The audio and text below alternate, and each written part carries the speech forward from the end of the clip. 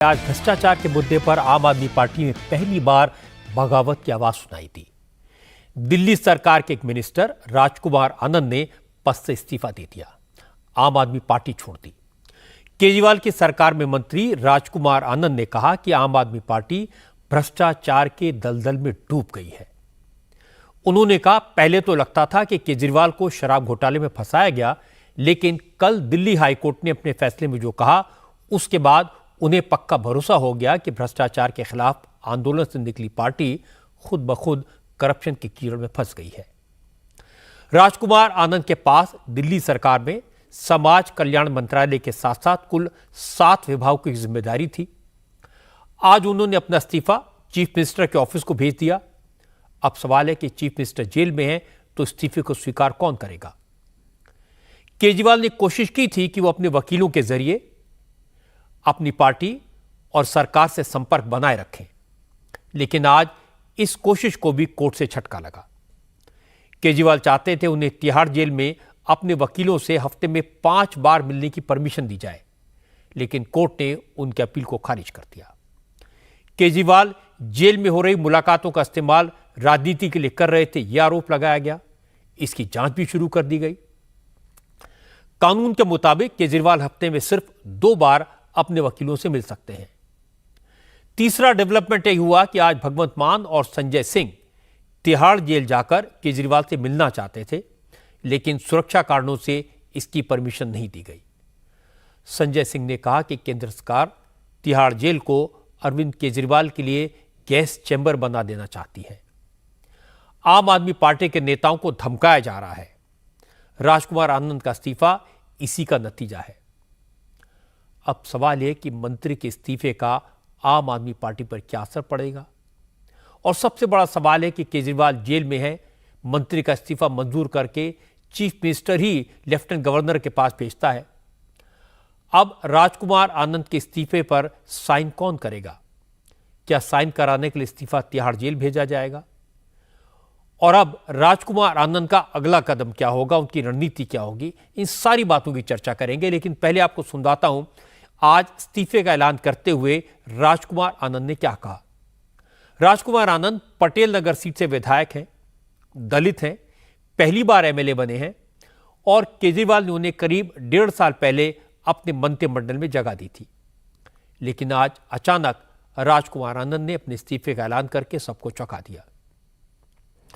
उन्होंने कहा, आम आदमी पार्टी अब भ्रष्ट हो गई है, इस पार्टी में दलितों को मान सम्मान नहीं मिलता, इसीलिए मंत्री पद से इस्तीफा दे रहे हैं।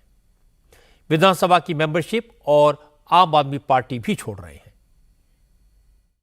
मेरे पास 7 पोर्टफोलियो है, लेकिन आज मैं बहुत व्यथित हूं, इसलिए आप लोगों को मैं अपना दुख साझा करने आया हूं। मैं राजनीति में जब आया था, जब अरविंद केजरीवाल जी ने कहा था कि राजनीति बदलेगी तो देश बदलेगा, लेकिन आज बड़े अफसोस के साथ कहना पड़ रहा है कि राजनीति तो नहीं बदली, लेकिन राजनेता बदल गए। आम आदमी पार्टी का जन्म ही भ्रष्टाचार के खिलाफ आंदोलन से हुआ था, लेकिन आज ये पार्टी खुद भ्रष्टाचार के दलदल में फंस चुकी है। मेरे लिए मंत्री पद पर रहकर इस सरकार में काम करना असहज हो गया है। इस पार्टी में दलित विधायक, पार्षद और मंत्री का कोई सम्मान नहीं है। इनके अग्रणी जो नेता हैं, उनमें कोई भी दलित नहीं है, कोई भी संगठन में दलित नहीं है।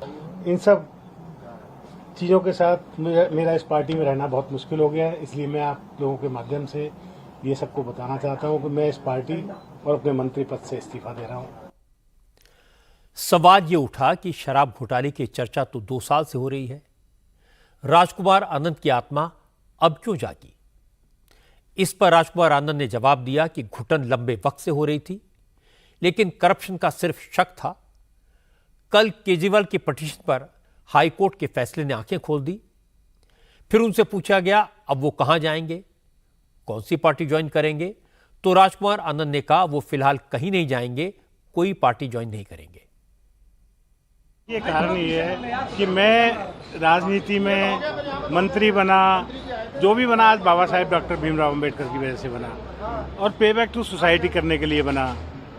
दलितों की जब रिप्रेजेंटेशन की बात आती है तो जो पार्टी अगर उससे पीछे हटती है तो मुझे फिर वहाँ रहने का कोई औचित्य समझ नहीं आता, इसलिए मैंने किया। तो क्या किसी पार्टी में आप जाएंगे? नहीं, मैं कहीं नहीं जाएगा। जैसे ही राजकुमार आनंद ने इस्तीफे का ऐलान किया तो आम आदमी पार्टी में खलबली मची। संजय सिंह और सौरभ भारद्वाज ने तुरंत प्रेस कॉन्फ्रेंस की। संजय सिंह ने कहा, आज देश को पता चल गया कि ईडी की कार्रवाई का असल मकसद क्या है। घोटाले का इल्जाम असल में एक बहाना है, असली मकसद तो आम आदमी पार्टी को तोड़ना है। संजय सिंह ने कहा, जिस राजकुमार आनंद को बीजेपी के नेता करप्ट कहते नहीं थकते थे, बहुत जल्दी वही बीजेपी के नेता उनके गले में माला पहनाते दिखाई देंगे। आप बताइए, हमसे सवाल पूछते थे टीवी चैनल वाले, कहां से आपके विधायकों से संपर्क कर लिया गया, किसको तोड़ने की कोशिश की गई, कैसे आप हवाई बातें करते हैं, पता चल गया ना। यही है राजकुमार आनंद, जिनके यहां 23 घंटे तक ईडी का छापा पड़ा था। 23 घंटे तक ईडी का छापा पड़ा था। पूरी की पूरी भारतीय जनता पार्टी ऊपर से लेकर नीचे तक चिल्ला चिल्ला कर कह रही थी राजकुमार आनंद भ्रष्ट है, राजकुमार आनंद भ्रष्ट है। वो व्यक्ति जिसके लिए खुद भाजपाई नड्डा से लेके अमित शाह से लेके मोदी तक सारे लोग कह रहे थे कि ये भ्रष्ट है, भ्रष्ट है, कल उसको माला पहनाते हुए शामिल करते हैं कि नहीं, ये पूरी दुनिया देख लेगी। ईडी की कार्रवाई के पीछे कोई जांच का उद्देश्य नहीं है, भ्रष्टाचार को उजागर करने का उद्देश्य नहीं है। ईडी की कार्रवाई के पीछे, ईडी के छापे के पीछे, ईडी की जांच के पीछे सिर्फ और सिर्फ आम आदमी पार्टी को तोड़ने का मकसद है। यही काम इन्होंने महाराष्ट्र में किया, अरुणाचल में किया, उत्तराखंड में किया, कर्नाटक में किया, मध्य प्रदेश में किया। लेकिन याद रखना, आज इस वक्त में आम आदमी पार्टी की भी परीक्षा है, एक एक मंत्री और विधायक की भी परीक्षा है कि हम किस रूप में अपने आप को चाहते हैं कि हमें याद किया जाए। राजकुमार आनंद 2020 के विधानसभा चुनाव में पहली बार पटेल नगर की रिजर्व सीट से विधायक चुने गए। 2022 में केजरीवाल ने राजेंद्र पाल गौतम की जगह राजकुमार आनंद को समाज कल्याण मंत्री बनाया। मनीष सिसोदिया और सत्येंद्र जैन के इस्तीफा देने के बाद उन्हें हेल्थ और एजुकेशन डिपार्टमेंट सौंप दिए गए। हालांकि बाद में ये विभाग केजरीवाल ने आतिशी और सौरभ भारद्वाज को दे दिए। राजकुमार आनंद के घर पर पिछले साल 2 नवंबर को ईडी की रेड जरूर हुई थी। इल्जाम था कि राजकुमार आनंद ने विदेश से इंपोर्ट किए गए सामान की गलत जानकारी देकर 7 करोड़ रुपए की कस्टम ड्यूटी नहीं दी थी। संजय सिंह ने कहा, उन्हें जानकारी मिली कि राजकुमार आनंद को ईडी का नोटिस मिल गया था, 12 अप्रैल को पेशी के लिए बुलाया गया था। सौरभ भारद्वाज ने कहा, हर कोई संजय सिंह नहीं होता, हर कोई ईडी का प्रेशर नहीं झेल सकता, उन्हें तो राजकुमार आनंद से सहानुभूति है। सौरभ भारद्वाज ने कहा, इस इस्तीफे से एक बात तो क्लियर है कि बीजेपी ने ऑपरेशन लोटस एक्टिवेट कर दिया है। आज दोपहर को 2:30 बजे तो उसने संजय सिंह का जो है ट्वीट किया है।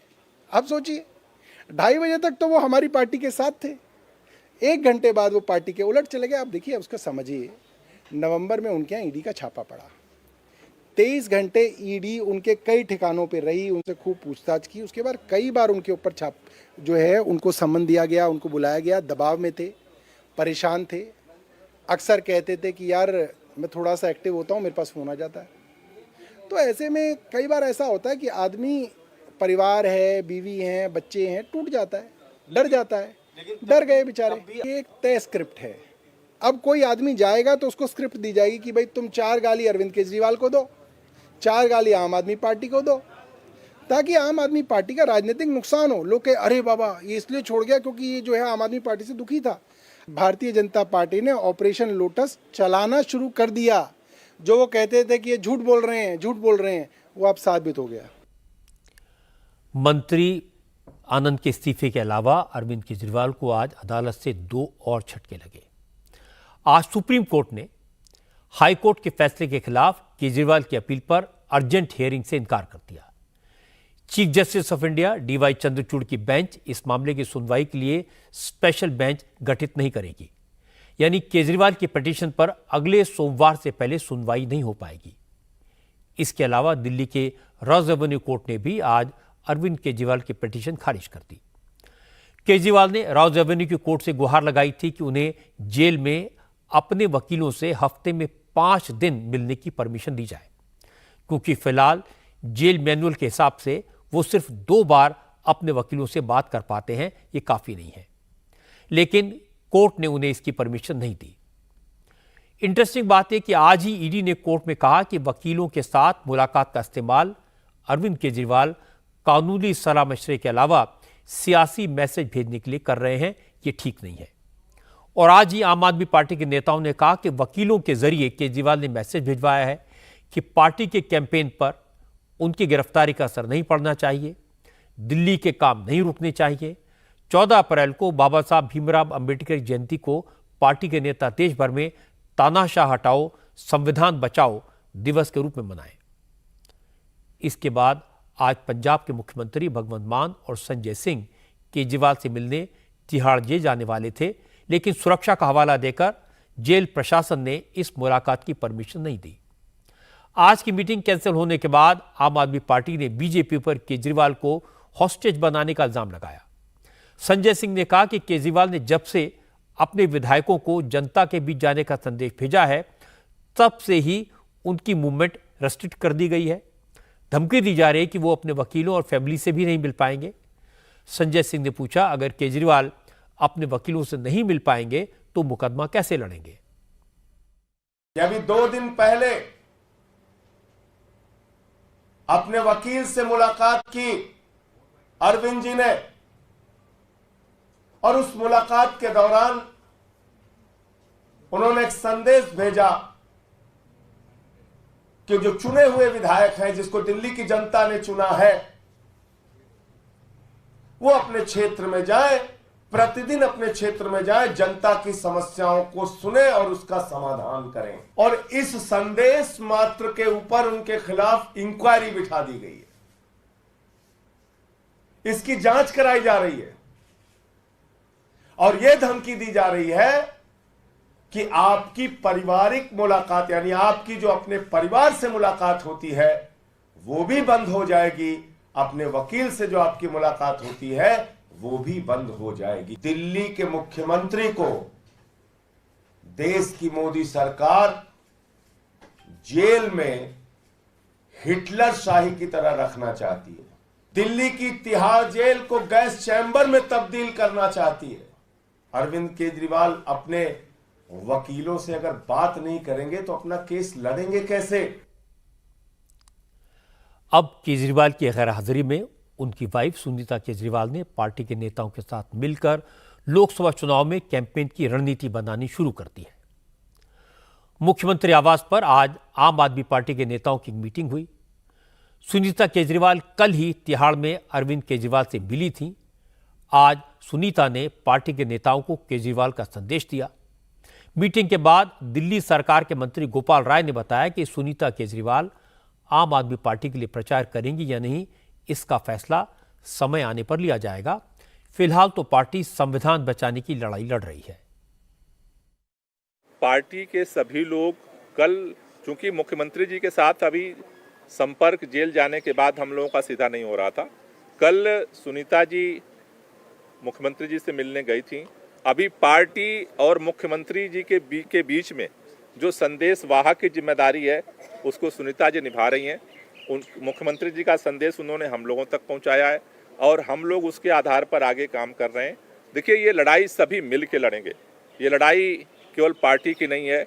जब संविधान को बचाने की लड़ाई है तो हर व्यक्ति, हर परिवार का हर सदस्य सब मिल करके इस लड़ाई को लड़ेंगे। अभी जैसा मैंने कहा कि उसको लेकर के हमने प्रचार शुरू कर दिया है सब जगह।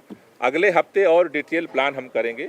सभी स्टार कैंपेनर की लिस्ट आएगी और सभी लोगों का प्लान करेंगे डिसाइड, वो फिर हम आपको सूचित करेंगे। 14 अप्रैल बाबा साहब डॉक्टर भीमराव अंबेडकर का जन्मदिन है। उन्होंने संदेश दिया है कि 14 अप्रैल को पूरी पार्टी पूरे देश के अंदर संविधान बचाओ तानाशाही हटाओ दिवस के रूप में मनाए। इस पूरे मामले की बैकग्राउंड देखें तो आम आदमी पार्टी के नेताओं की ज्यादातर मुश्किलात उनके अपने दावों और बयानों से पैदा होती हैं। जैसे ये लोग कई दिन से कह रहे थे कि हमारी पार्टी का एक एमएलए भी नहीं टूटेगा, पार्टी तोड़ने में बीजेपी फेल हो गई, सब केजरीवाल के साथ हैं। अगर ये सब ना कहा गया होता तो आज एक मंत्री के पार्टी छोड़ने का कोई खास असर नहीं होता। इसी तरह ये नेता कई दिन से कह रहे थे कि ईडी ने 2 रुपए भी कहीं से रिकवर नहीं किए, लेकिन अब हाईकोर्ट ने कह दिया कि शराब घोटाले में किकबैक दिए गए और जो पैसा लिया गया उस कैश का इस्तेमाल गोवा में चुनाव लड़ने के लिए किया गया और अरविंद केजरीवाल को सब पता था। तो इस तरह की बहुत सारी बातें हैं जो सिर्फ हवाबाजी करने से पैदा होती हैं। हाईकोर्ट के फैसले की वजह से आम आदमी पार्टी के कार्यकर्ताओं के मन में सवाल पैदा हुए हैं। मंत्री राजकुमार के इस्तीफे का कोई और असर हो या ना हो, इतना असर जरूर पड़ेगा कि पार्टी का आम कार्यकर्ता यह सोचेगा कि शराब के मामले में गड़बड़ तो हुई है, साउथ लॉबी से पैसा तो आया, इसीलिए पार्टी के नेताओं का दामन इतना पाक साफ नहीं है जितना दावा किया जाता रहा है। और यह शक आम आदमी पार्टी के लिए खतरनाक साबित हो सकता है। हालांकि दिल्ली में आम आदमी पार्टी के पास इतनी जबरदस्त मेजॉरिटी है कि एक मंत्री चला जाए, 5-10 एमएलए चले जाएं तो भी कोई फर्क नहीं पड़ेगा। लेकिन केजरीवाल की बड़ी प्रॉब्लम यह है कि वो अपने दावे के मुताबिक जेल से सरकार कैसे चलाएंगे। वकीलों से मुलाकात अब सिर्फ 2 बार होगी और वो भी निगरानी में। तो केजरीवाल मुख्यमंत्री की जिम्मेदारियों को कैसे निभाएंगे? और अगर वो इस्तीफा देते हैं तो मुख्यमंत्री किसको बनाएंगे?